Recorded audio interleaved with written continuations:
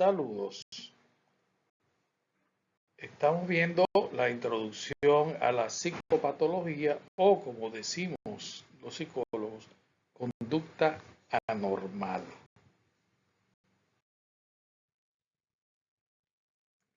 Veamos la prevalencia de los trastornos psicológicos. Se nos dice en la literatura que el 20% de las personas experimentan problemas psicológicos lo suficientemente graves como para afectar negativamente su vida diaria. Esto es altísimo.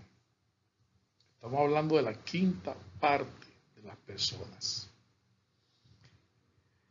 En un año en los Estados Unidos, el 40% de las personas experimentan al menos problemas leves de salud mental y alrededor de 2.1 millones de personas son ingresadas en hospitales debido a problemas psicológicos graves. La literatura dice también que a nivel mundial 400 millones de personas padecen trastornos psicológicos. ¿Cómo debemos entender los trastornos psicológicos? Bueno, hay varios modelos. Está el modelo médico, que propone que los trastornos psicológicos tienen una base biológica y se pueden clasificar en categorías discretas y son análogos a las enfermedades físicas. Así tratan los médicos los trastornos psicológicos. Sin embargo, los psicólogos no estamos de acuerdo con que todos los problemas de salud mental tienen una base biológica. No hay evidencia, por más que la quieran colocar donde la quieran colocar, no hay evidencia. De hecho, si eso fuese así, la psicología no tiene sentido. Entonces, no obstante esto, los psicólogos hemos adoptado el modelo médico en cuanto a la terminología. Por ejemplo, la palabra síntoma, un signo, ¿verdad?, de un trastorno, dice aquí, un diagnóstico. La etiología, que son las causas aparentes de un trastorno y su historia mientras se desarrolla. El pronóstico puede ser una predicción sobre el curso posible de un trastorno cualquier sea.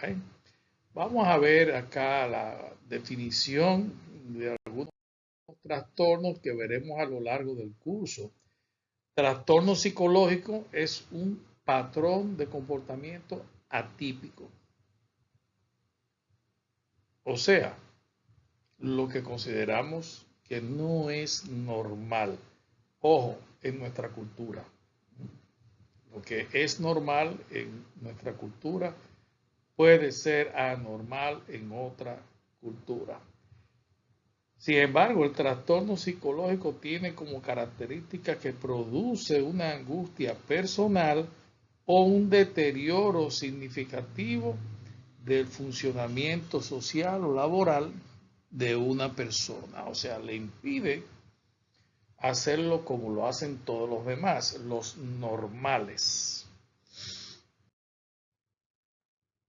También tenemos por otra parte que hay unos criterios que hemos utilizado y que seguiremos utilizando para diferenciar el comportamiento normal del desordenado o del anormal. No me gusta la palabra normal, pero es realmente lo contrario de normal.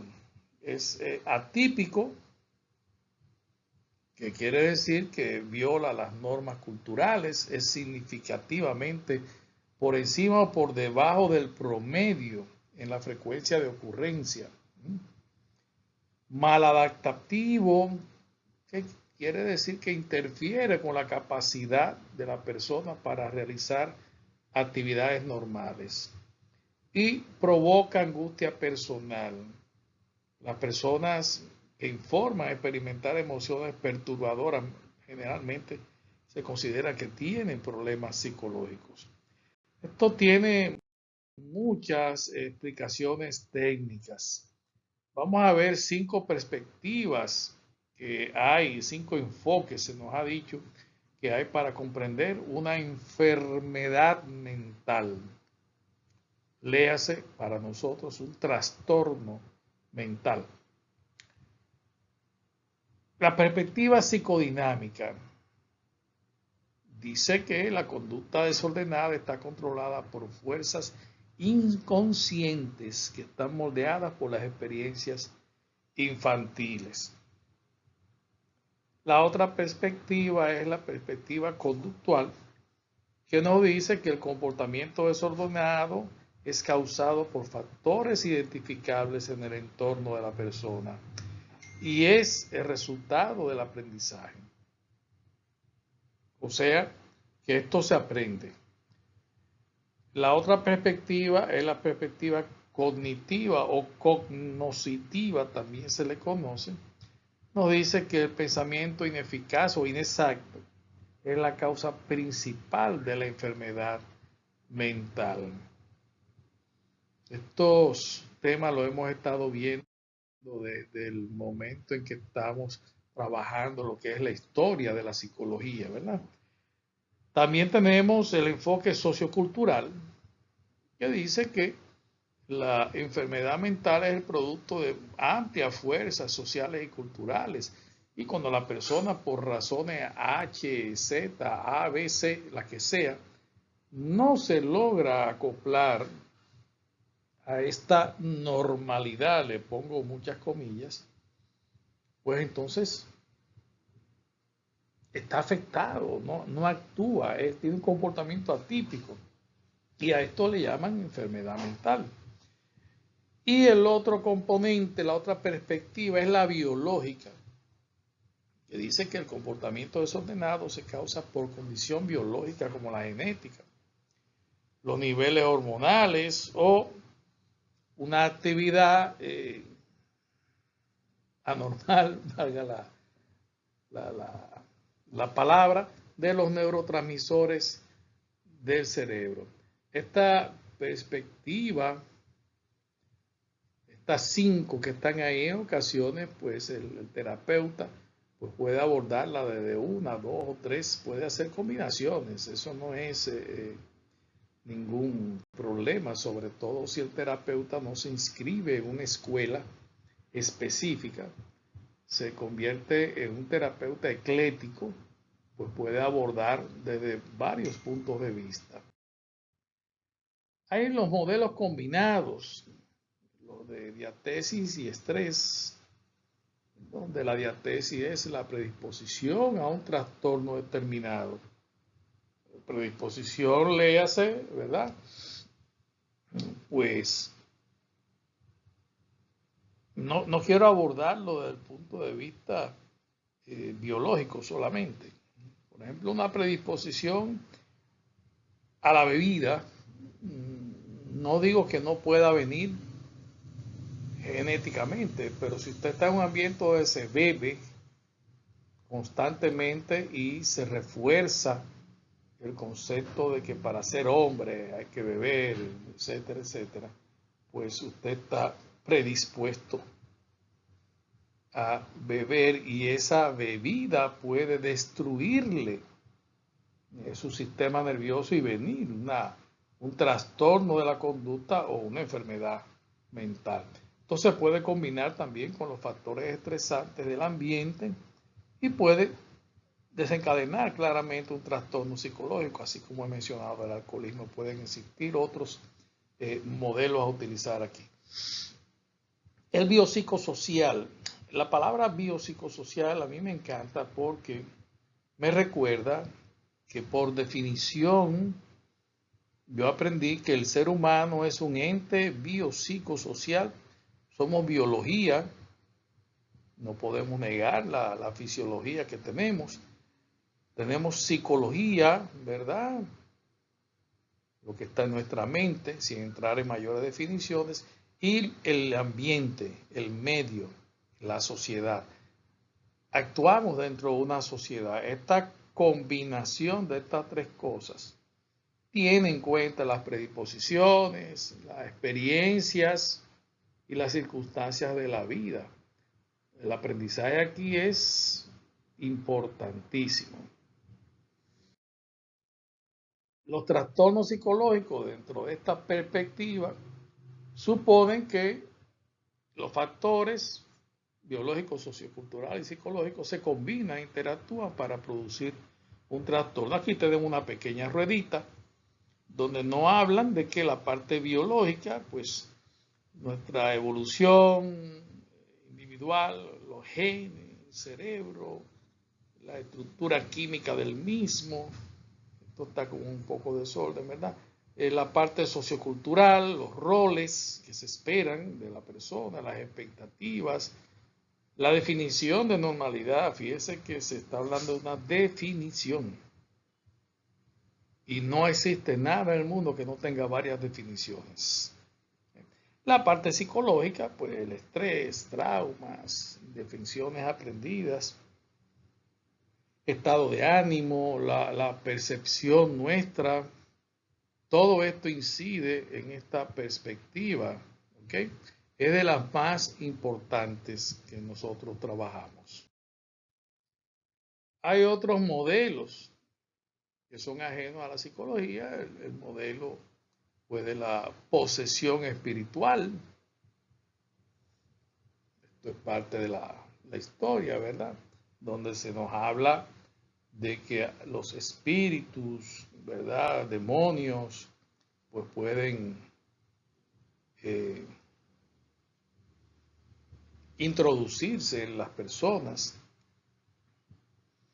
Y la respuesta que se dio en el pasado, hace ya cientos de años, era definirlo como locura, de ahí viene la palabra loco, y también se llegaban a extremos como la trepanación. Se abría el cerebro, el lóbulo temporal aquí al frente, y se extraían pues partes que convertían a la persona en una especie de zombie. Otro modelo ajeno a la psicología es el de las maldiciones. Hay una moda actualmente, inclusive ha entrado o ha querido entrar entre la psicología y algunas personas que no son psicólogos, aunque tengan un título, pues utilizan estos modelos. Con todo respeto, esa es mi opinión. Las maldiciones familiares y generacionales, el ocultismo, que yo en lo personal no puedo negar que existe, ¿verdad? Es evidente que está aquí. Tenemos aquí en esta isla, tenemos la parte del vudú, el palo, etcétera, etcétera. Y el otro modelo ajeno a la psicología es el modelo del pecado, que ese sentimiento de culpa, la falta de perdón, la amargura por haber cometido este hecho, este pecado que tenemos, pues nos lleva entonces a un trastorno. Pero la explicación viene de un modelo ajeno a la psicología.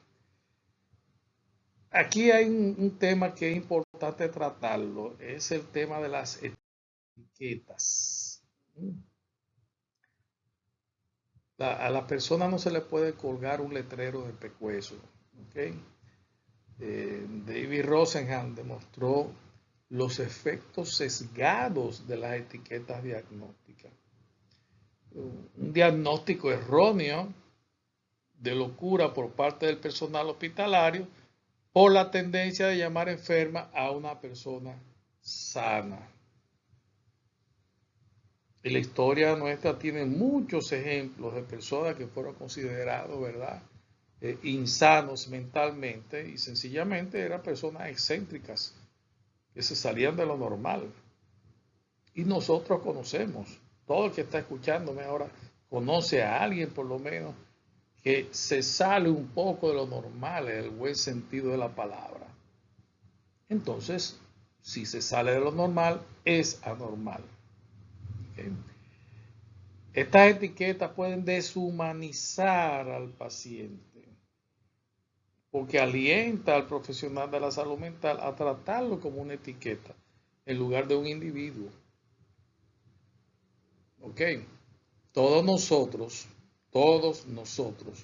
podemos sufrir un dolor de cabeza y ser tratados con una pastilla o con un T, pero seguimos siendo Juan, Pedro, María, Antonio. Seguimos siendo individuos, aunque tengamos el mismo dolor de cabeza. Espero que el ejemplo nos pueda haber servido. Las personas que se etiquetan, que las etiquetamos, pueden experimentar discriminación. Y puede hacer que la gente espere que quienes la etiquetan se comporten de manera normal. ¿Ok? Y por lo tanto perciben erróneamente un comportamiento normal como desordenado. ¿Qué queremos decir con esto? Usted pone una etiqueta en mí y dice que yo soy tal o cual cosa. Y lo que puede ser un comportamiento normal para mí dentro de mi entorno es anormal para usted porque ya me tiene una etiqueta. De esto hay muchos estudios, he leído bastantes de ellos, que han tenido y lamentablemente han sufrido muchas personas en los Estados Unidos cuando llegan a los hospitales con problemas de diversa índole, y en los hospitales lo que hay son norteamericanos que no son, ¿verdad?, especialistas en los problemas latinoamericanos, sobre todo porque el hispano no existe, eso es un constructo social. En Estados Unidos yo soy hispano, usted es hispana, un mexicano es hispano, un argentino es hispano, el cubano, el boricua, el español es hispano. Sin embargo, todo el que me está escuchando sabe que somos completamente diferentes unos de otros, a pesar de tener una base cultural común, pues la dominación española que tuvimos, podemos tener palabras iguales, pero el desarrollo cultural no es igual. Entonces allí se presentan personas con dificultades y a veces tienen que buscar a un barrendero o una enfermera de origen hispano, pero criada ya, imagínense, un hispano que habla español, pero educado en los Estados Unidos, ya tiene unos patrones de cultura que son muy diferentes. Lo único que tiene es el idioma y esa persona es la que traduce. Entonces imagínese usted lo que puede allí suceder. Sin embargo, no todo es malo. Hay beneficios. Porque a pesar de esta preocupación ética, tiene funciones importantes y es que resume los síntomas o los problemas del paciente o del cliente. Y de esta manera se comunica una gran cantidad de información con una sola palabra. Si yo digo depresión, yo estoy diciendo un sinnúmero de cosas. Pero no es lo mismo depresión que esquizofrenia. Entonces, esto me ayuda a mí, a ti, a él, a ella, a nosotros, a vosotros y a ellos. A todos nos ayuda en ese sentido. Transmite información sobre las posibles causas del trastorno, que es un análisis que uno está haciendo, y también sirve para transmitir información sobre el pronóstico del cliente o paciente. ¿Qué utilizamos para esto? Ya estamos prevenidos de que se trata de la herramienta conocida como DSM. Use el que usted quiera, el 4 o el 5. Todavía existen profesionales que no están ni siquiera convencidos de las bondades del 4 y siguen utilizando el 3. Todos hay que respetarlo, porque son, ¿verdad?, profesionales que tienen sus razones para esto. Quiere decir que si yo no creo en el DSM-4 y creo en el 5, y usted no cree en el 5, yo tengo que respetarle, porque ese es su criterio como terapeuta. ¿Ok? Lo importante es que manejemos los mismos códigos, si es posible. Este manual diagnóstico y estadístico de los trastornos mentales se utiliza para diagnosticar los trastornos mentales. Esto, y aquí viene el problema para nosotros los psicólogos, viene publicado por la Asociación Americana de Psiquiatría desde el año 80. Se ha venido actualizando varias veces y ahora está por su quinta edición, revisión de texto, o DSM-5, traducción revisada. Ya va por el número 5. El DSM es descriptivo más que explicativo. Esto implica que no se basa en una teoría particular sobre las causas de los trastornos psicológicos. Se basa en síntomas que se puedan observar. ¿Ok? Síntomas que puedan ser observables. En el caso de que no pueda observarse, bueno, pues prevalecemos con el síntoma en su estado natural. ¿Ok?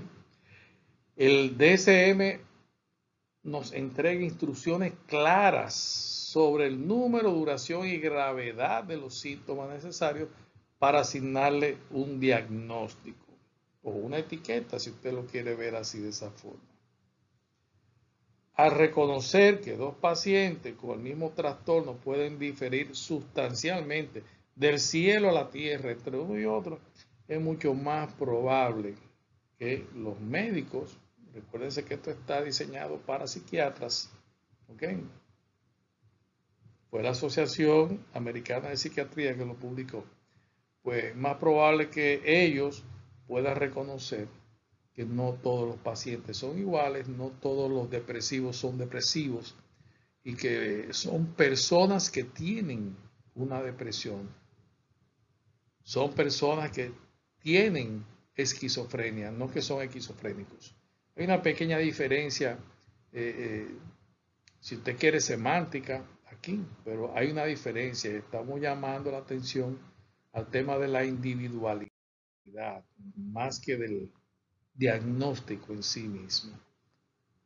Los trastornos de ansiedad. Vamos a ver la ansiedad persistente y angustiante y el comportamiento desadaptativo.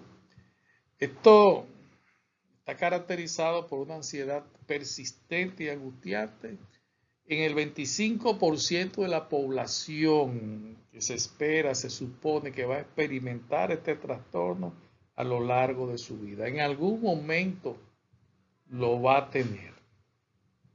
Ocurren a lo largo de la vida los trastornos de ansiedad y coexisten con muchísimos otros trastornos, como la depresión, el abuso de sustancias como el alcohol, las drogas ilegales, las drogas legales también. Recordemos que los medicamentos son drogas también. Aún una simple aspirina no deja de ser una droga. Cualquier cosa que altere, no estoy hablando solamente de medicina, podemos hacernos un té, cualquier cosa que altere nuestro sistema, ¿verdad?, neurológico y nos produzca tal o cual efecto, es una droga. ¿Okay? Tenemos que tener esto claro. Hay algunos trastornos principales, aquí salió, de la ansiedad. Son los trastornos de pánico. Son unos episodios breves.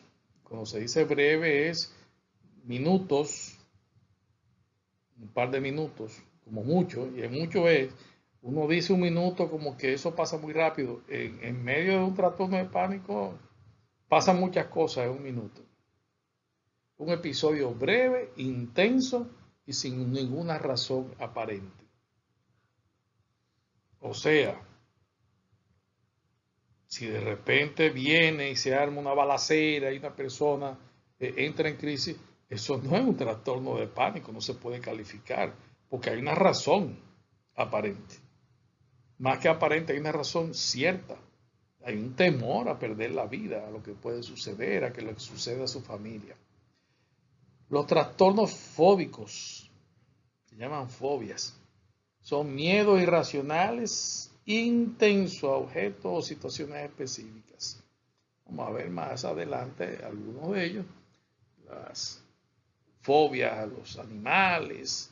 Hay quienes le tienen fobia a los payasos, a las alturas, a los lugares cerrados, a los lugares abiertos. Se nos ha dicho, y creo que hay bastante de cierto, que estas fobias son aprendidas.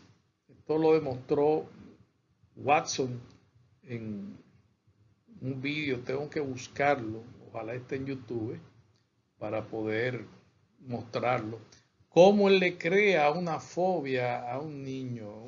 Esto fue un episodio rarísimo en televisión. Ustedes recuerdan mejor que yo que Watson fue el creador, vamos a decirle así, el padre del conductismo clásico. No Pavlov, como mucha gente cree. Pavlov no era psicólogo, él estaba haciendo unos experimentos y Watson fue quien encontró esta documentación y la aplicó, la sacó del entorno fisiológico animal y la llevó al entorno psicológico. El trastorno de ansiedad generalizada es un estado constante de ansiedad moderada. O sea, esto es todo el tiempo, con algunos episodios de tranquilidad, pero es todo el tiempo. Esto no es un trastorno de pánico. Ese es breve. Esto es constantemente. Está como ansioso. ¿Verdad? Y no voy a decir que entra en una crisis que se puede tirar por un puente, no. Pero está constantemente ansioso. Generalmente esto lo trabajan con ansiolíticos. El trastorno obsesivo compulsivo, TOC, se conoce TOC. Son acciones o pensamientos repetitivos, no deseados y angustiantes. Estos generalmente podemos ver personas que repiten mucho una misma cosa o hablada o mediante movimientos corporales. También tenemos acá el llamado trastorno de estrés postraumático, que se presenta en las personas que han experimentado o presenciado eventos traumáticos. Esto ha sido bien estudiado, lamentablemente, como parte de los efectos de los veteranos de guerra que han tenido que ir a pelear y han visto cosas que la mayoría, la inmensa mayoría de las personas no verán nunca. Y esto les afecta. Cualquier evento, cualquier evento, hasta un parto, también se conoce el trastorno de estrés postraumático en las damas que han dado a luz. Se da el caso, puede ser todo un drama, puede ser todo un gran momento de estrés. Y más tarde la persona que ha vivido eso lo revive a través de pesadillas, lo que se llama el flashback, que es el pensamiento, no pesadilla, pesadilla tiene que estar durmiendo, pero de repente está usted sentado y usted ve como una película el evento que le ha causado este estrés. Qué sé yo, yéndonos al ámbito de la guerra, que es, me imagino yo, usted estar en una guerra, he dicho la palabra guerra muchas veces, y ver cómo su amigo vuela en pedazos por una granada, esto puede generarle un estrés postraumático. Después de un momento, si usted se le disparó todo, puede también que lo maten, pero si usted logra salir de allí, usted puede estar recordando ese evento y lo ve como si fuera una película, digo. Todos nosotros sabemos que recordamos y vemos imágenes en el cerebro. Puede darse ese tipo de cosas Y estas personas pueden evitar situaciones o personas que le hagan desencadenar esos flashbacks. Los trastornos de ansiedad son medibles a través de los cardiograma no, de las tomografías. Como quiera es eléctrico, pero no es cardiograma, porque el cardio es corazón. Aunque el corazón psicológico yo creo que está en el cerebro, ¿verdad? La tomografía por emisión de positrones del cerebro de una persona con trastorno obsesivo compulsivo. Aquí lo vemos, esto es uno real.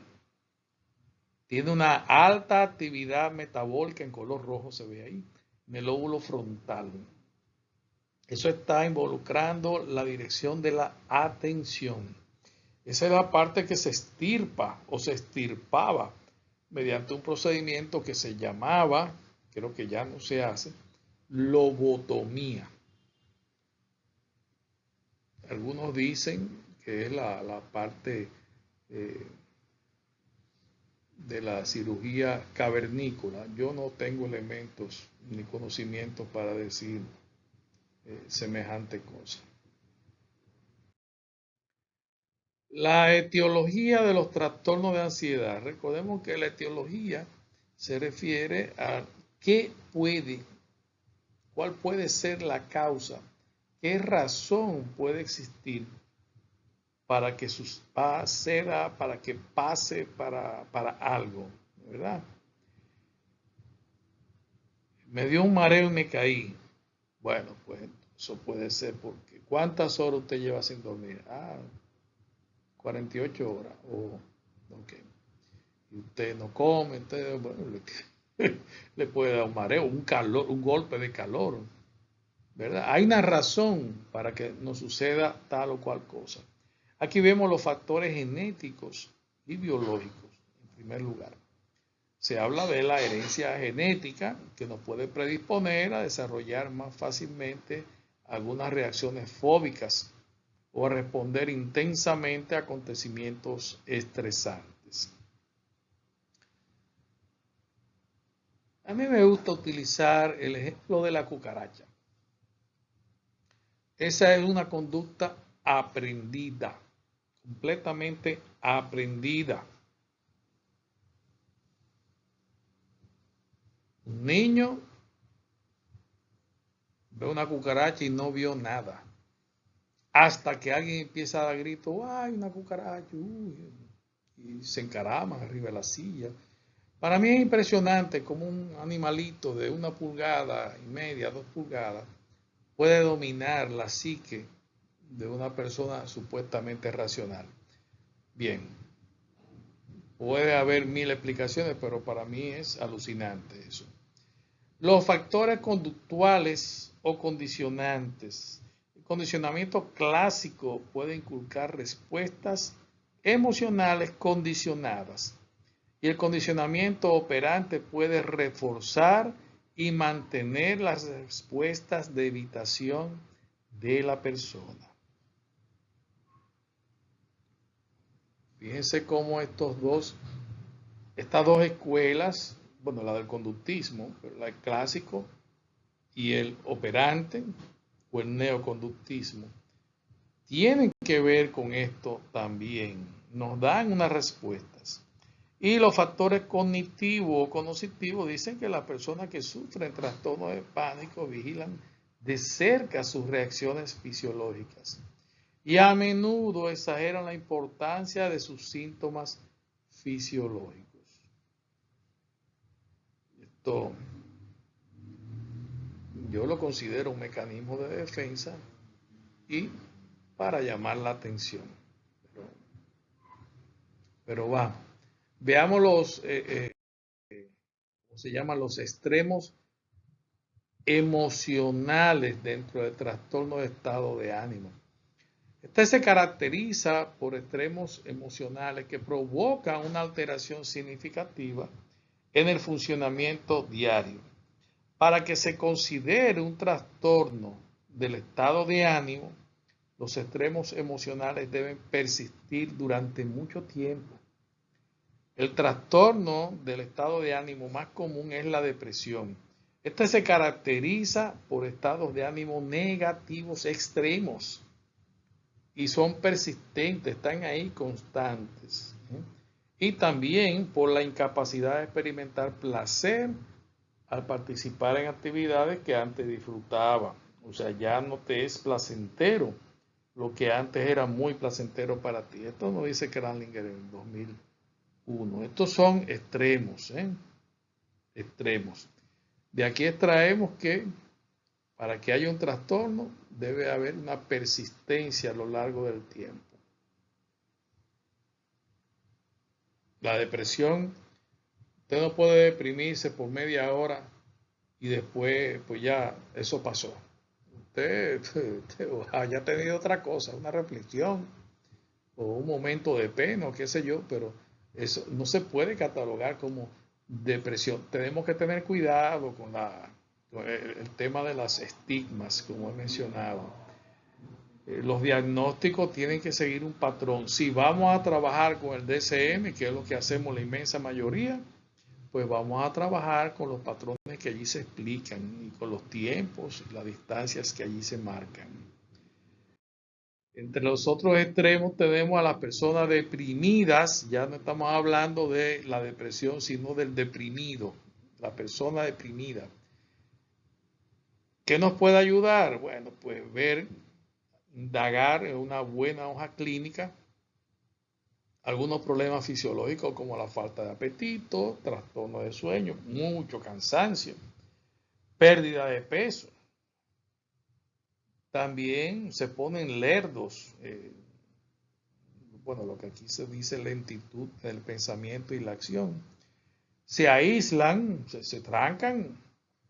No estamos hablando de una persona que prefiere estar en su casa porque no tiene nada que buscar en la calle, ¿verdad? Pero puede salir. No, el aislamiento social aquí es muy diferente. Aquí hay alguien que no quiere de ninguna forma salir, aunque tenga que salir. Y disminuyen las actividades que son obligatorias. Las hacen porque son obligatorias, pero van encontrando excusas para no asistir. Presentan síntomas cognitivos o cognitivos como una autoestima baja. Empiezan a pensar que ellos son los menos, que ellos no sirven, que este es mejor que yo, que aquella es mejor que este, y que esto y que aquello, y yo soy el más malo de todo, el peor de todos soy yo. Imagínese usted. También empezamos a pensar en la muerte y o el suicidio. Ojo, cuidado con esto. Hay personas que son un poco pasadas de lo normal, que tienen pensamientos realistas. Yo entiendo que una persona con 25 años, 40 años, no esté pensando en la muerte.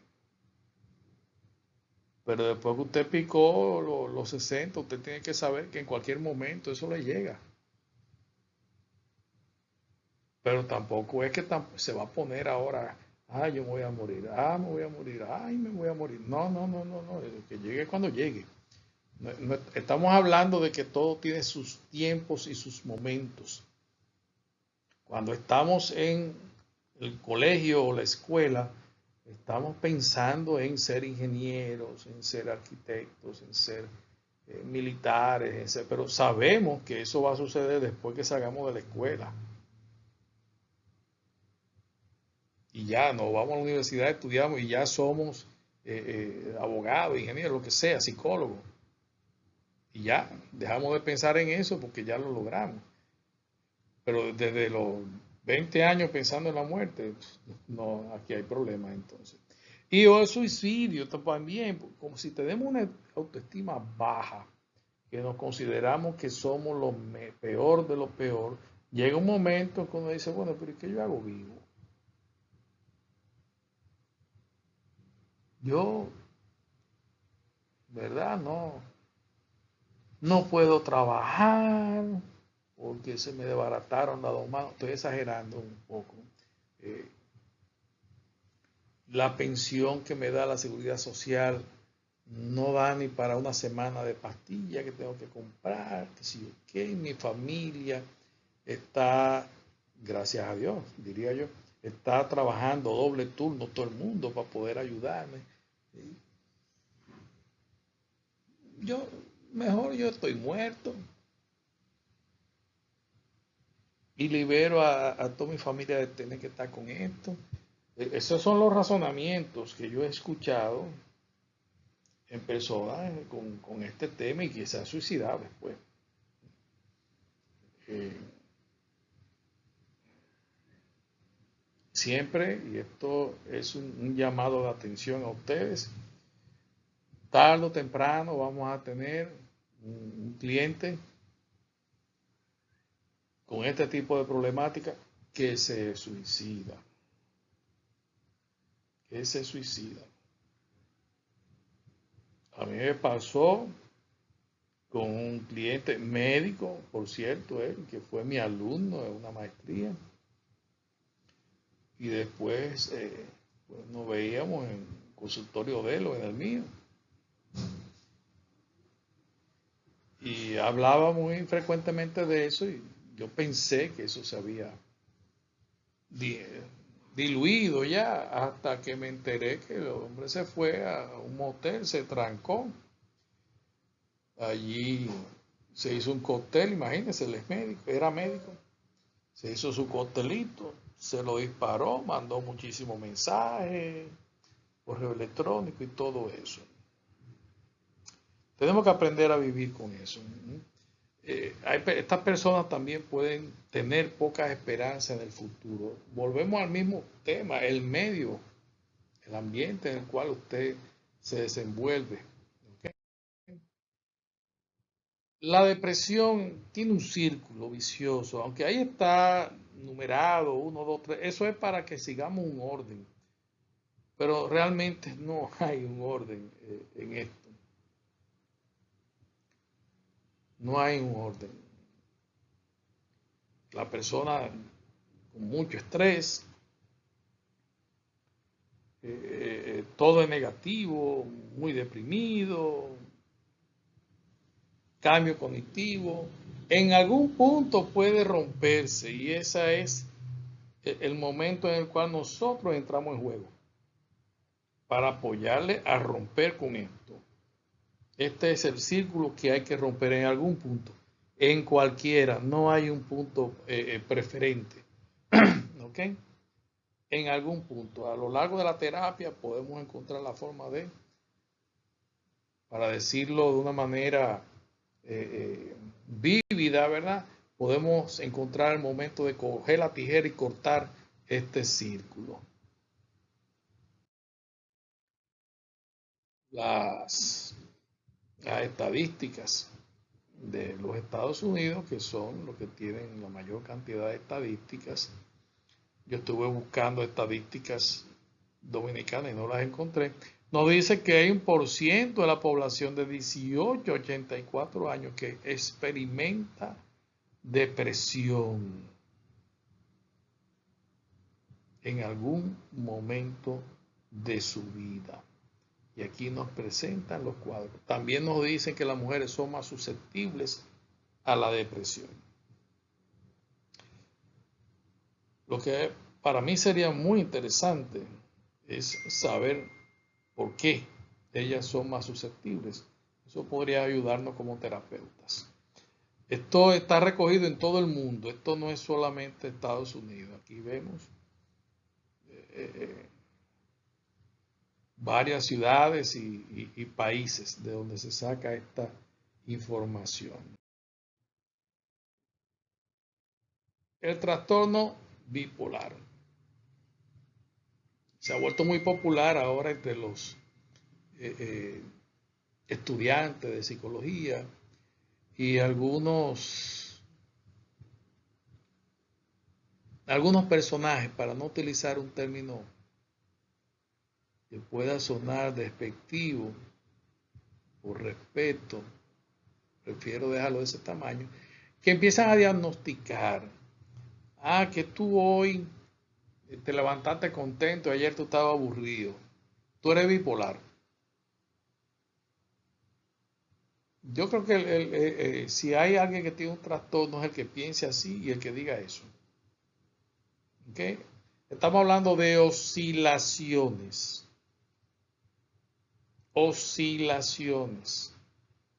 Oscilar. ¿Qué es oscilar? Usted coge algo, lo amarra con un hilo y le empieza a hacer así para por un lado y para el otro, ¿verdad? Lo mueve con la mano y él va oscilando, va de un sitio a otro.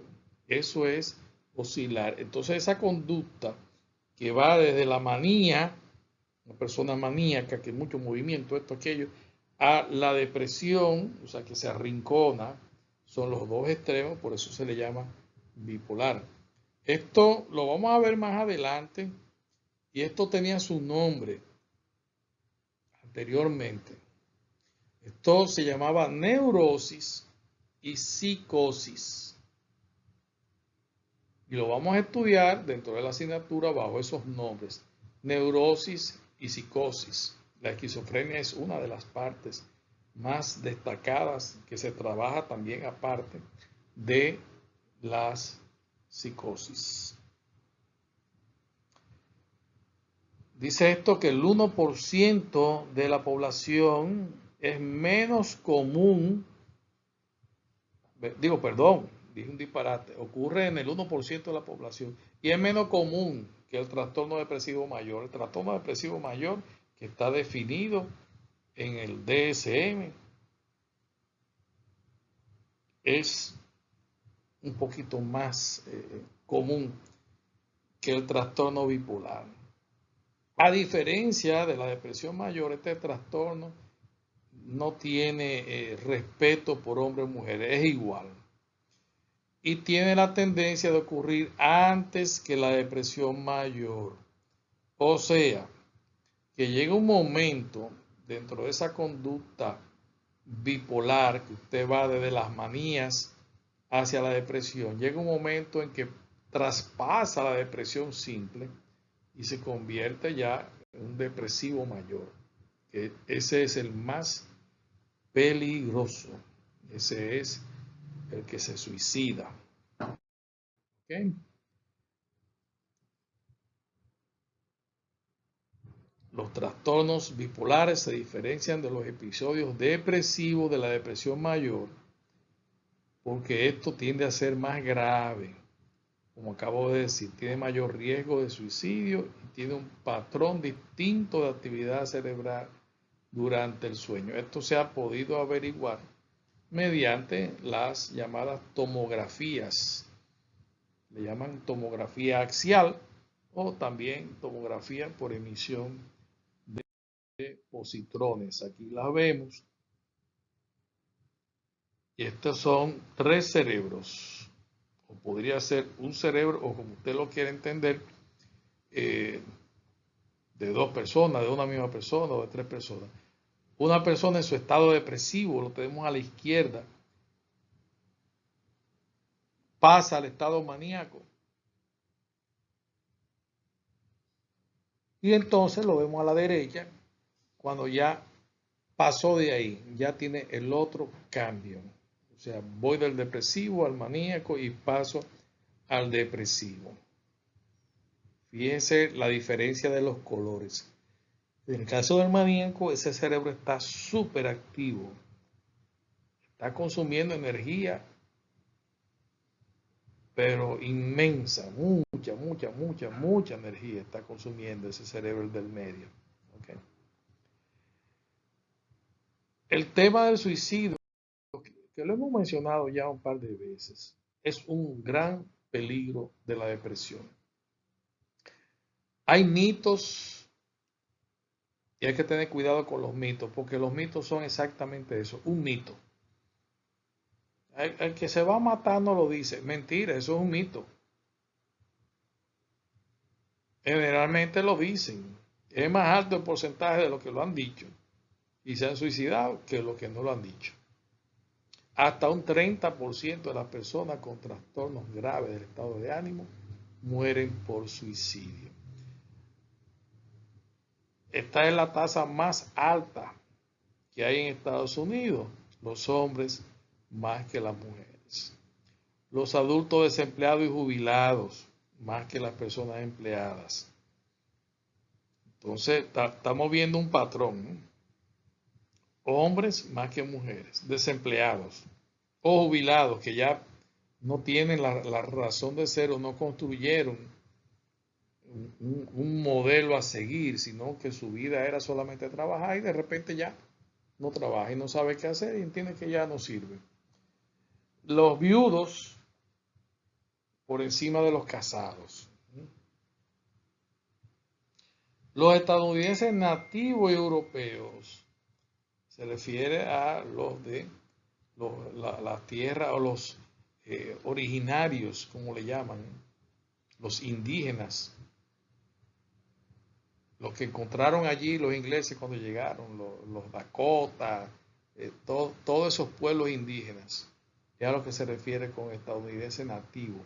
Y los europeos, porque sabemos que Estados Unidos, a pesar de lo que estamos viendo ahora, en los últimos años, Estados Unidos es un país de inmigración, de mucha inmigración.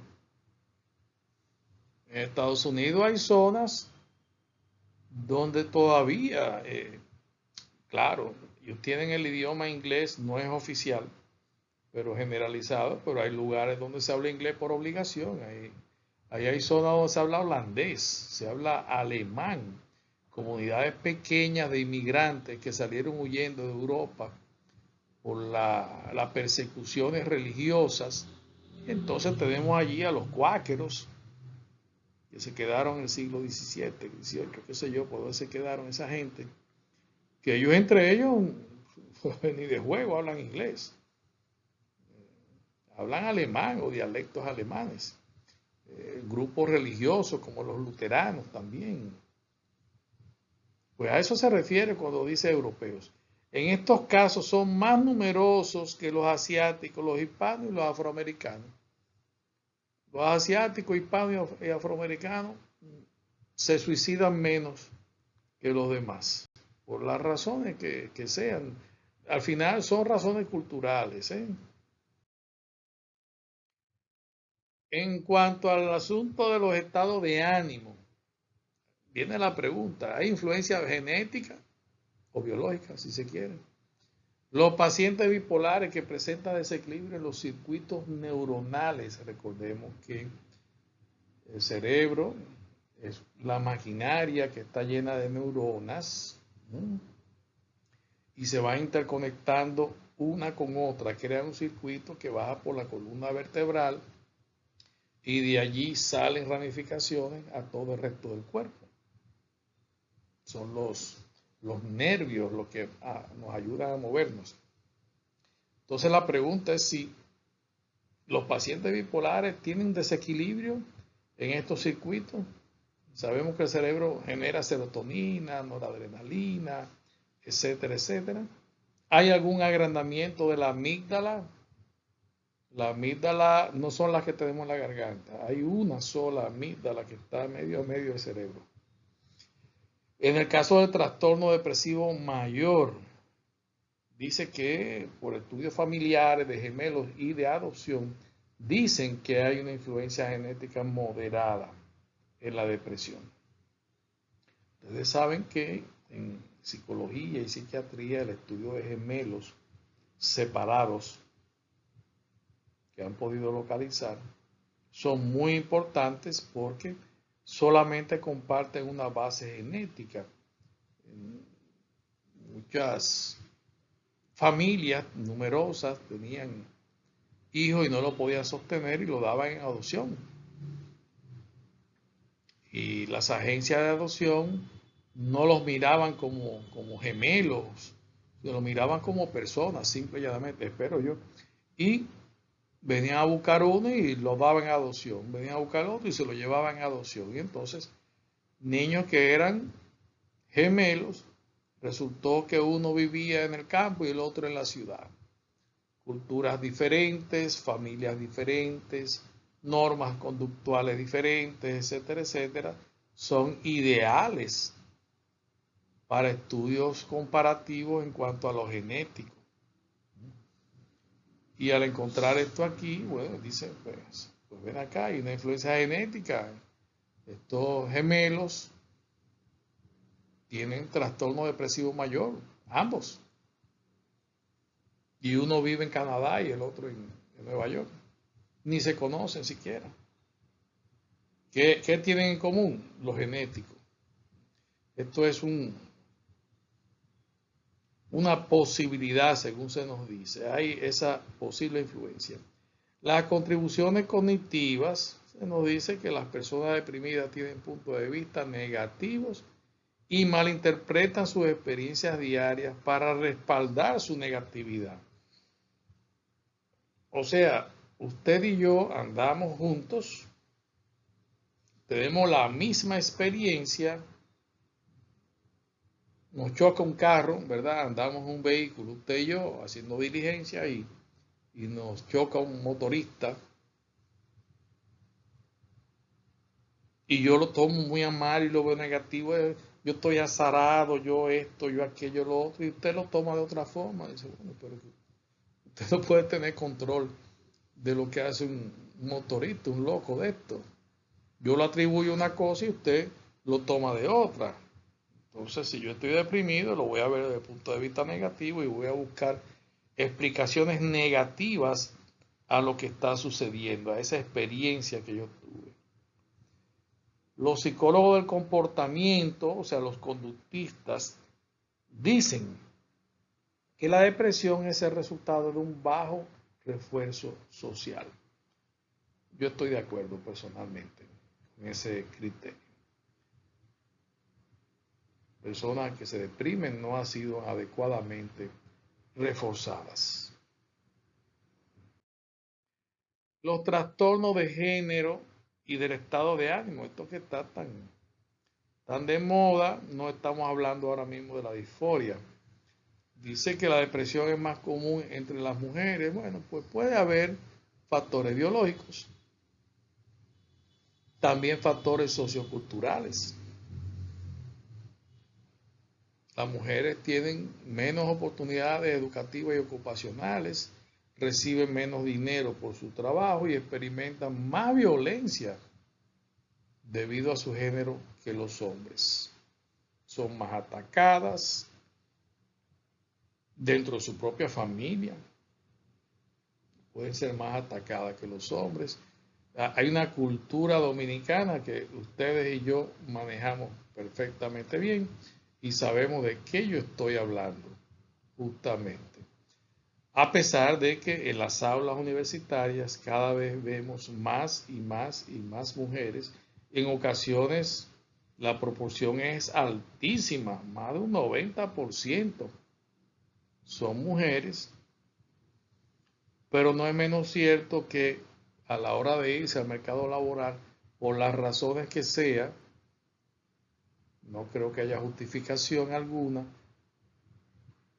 debe haber explicaciones, pues la mujer recibe un ingreso menor. ¿Hay diferencia en el diagnóstico? Bueno, las damas pueden ser diagnosticadas con mayor frecuencia porque tienen esa ventaja sobre el hombre, buscan la ayuda. Buscan la ayuda. A diferencia del hombre, los hombres es raro que busquen ayuda. Hay una presión social para ser fuertes, ¿verdad? El sesgo de género que hay entre los profesionales de salud mental puede dar lugar a que mujeres y hombres con la misma sintomatología se diagnostiquen de manera diferente. O sea, si yo no soy neutral, yo puedo atribuir al hombre tal o cual cosa y a la mujer tal o cual otra, cuando estaríamos hablando de la misma cosa.